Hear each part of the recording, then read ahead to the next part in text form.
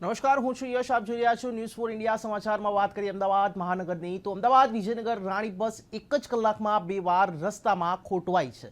Up down કરતા છાત્રો અને કર્મીઓ અધવચ્ચે રઝળી પડ્યા છે. ત્યારે વિજયનગરમાં અપડાઉન કરતા કર્મીઓ અને શાળાએ જતા છાત્રો મુશ્કેલીમાં મુકાયા છે. જુદા જુદા 2 સ્થળોએ રસ્તામાં ટેકનિકના કારણે 2 વાર ખોટકાઈ હતી, જેના કારણે પ્રવાસીઓને હાલાકી પડી છે. બસ ઈડર કડિયાદરા વચ્ચે બસ બંધ પડી ગઈ હતી. આ સમયની એકની એક બસ હોવાને કારણે સમયસર પહોંચી ન શકવાની ચિંતાને લઈને પેસેન્જરોમાં રોષ જોવા મળ્યો છે. રાણી બોર્ડર સુધીની લાંબા રૂટ ખખડધજ બસને દૂર કરવા અને બીજી નવી બસ મૂકવા પ્રવાસીઓએ ઉગ્ર માંગ ઉઠાવી છે.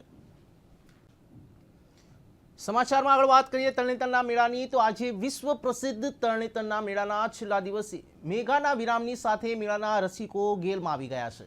મેળાની ખૂબ આનંદ ઉત્સાહથી મોજ માણી. ત્યારે આ મેળામાં આવેલા ઇટાલિયન ટુરિસ્ટે જણાવ્યું કે હું 7મી વખત તરણેતરના મેળામાં આવ્યો છું.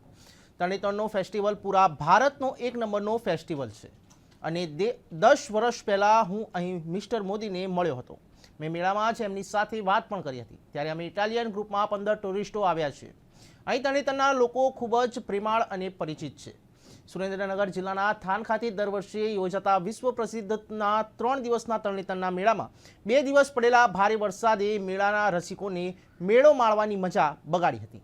તો બીજી બાજુ ભારે વરસાદના પગલે ગઈકાલે ગણેશ ચતુર્થીના રોજ તરણેતરના મેળામાં ગુજરાતના મુખ્યમંત્રી ભૂપેન્દ્રભાઈ પટેલનો કાર્યક્રમ પણ છેલ્લી ઘડીએ રદ કરવામાં આવ્યો.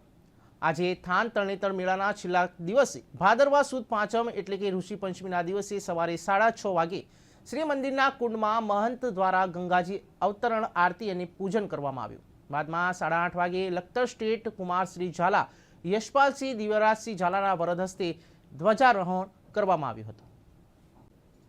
સમાચારમાં આગળ વાત કરીએ સિદ્ધપુરની. તો સિદ્ધપુર સરસ્વતી નદીમાં ઋષિ પંચમીએ હજારો મહિલાઓએ શ્રદ્ધાની ડૂબકી લગાવી અને ધન્યતા અનુભવી છે. અમદાવાદ, મહેસાણા, સુરત, વડોદરા સહિત સમગ્ર ઉત્તર ગુજરાતમાંથી મોટી સંખ્યામાં મહિલાઓએ સરસ્વતી નદીમાં સ્નાન કરી ધન્યતા અનુભવી. ઐતિહાસિક અને ધાર્મિક નગરી સિદ્ધપુરમાં પવિત્ર સરસ્વતી નદીમાં ઋષિ પંચમી એટલે કે સામા પાંચમના દિવસે મહિલાઓએ શ્રદ્ધાની ડૂબકી લગાવી, જેમાં હજારોની સંખ્યામાં મહિલાઓએ સપ્ત ઋષિની પૂજા તેમજ પ્રાર્થના કરી ધન્યતા અનુભવી હતી. નર્મદા ડેમનું પાણી કેનાલો દ્વારા સરસ્વતી નદીમાં છોડાતા મહિલાઓએ સ્નાન કર્યું હતું. સિદ્ધપુરના ધારાસભ્ય અને ઉદ્યોગ મંત્રી બળવંતસિંહ રાજપૂતની રજૂઆતના પગલે નર્મદાના નીર સિદ્ધપુરમાં છોડવામાં આવ્યા હતા. ત્યારબાદ ઉપરવાસમાં ભારે વરસાદ થતાં સરસ્વતી નદીમાં પણ પાણીની આવક થવા પામી છે, જેને લઈ ઘણા સમય બાદ સરસ્વતી ડેમમાં પાણી છોડવામાં આવતા બુધવારે સિદ્ધપુરમાં ઋષિ પંચમી પર્વની ઉજવણી મહિલાઓ દ્વારા ભક્તિમય રીતે કરવામાં આવી હતી.